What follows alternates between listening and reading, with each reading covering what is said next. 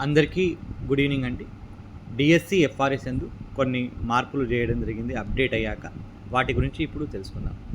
ముందుగా మనము DSC FRS యందు మన స్కూల్ యొక్క యూజర్ ఐడి పాస్వర్డ్తోని లాగిన్ అయ్యాక మనం స్కూల్ డాష్బోర్డ్లోకి వెళ్తాం.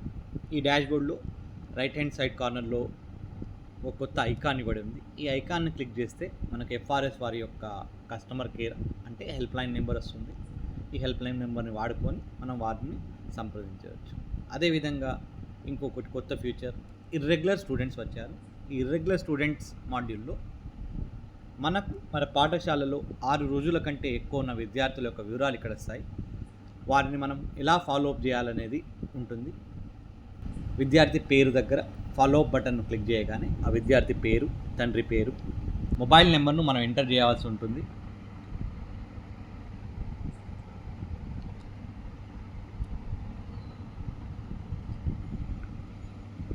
ఆ పేరెంట్తో మనం ఎప్పుడు మాట్లాడాం, ఆ సంభాషణ యొక్క సారాంశాన్ని చిన్నగా క్లుప్తంగా ఇక్కడ రాయాలి.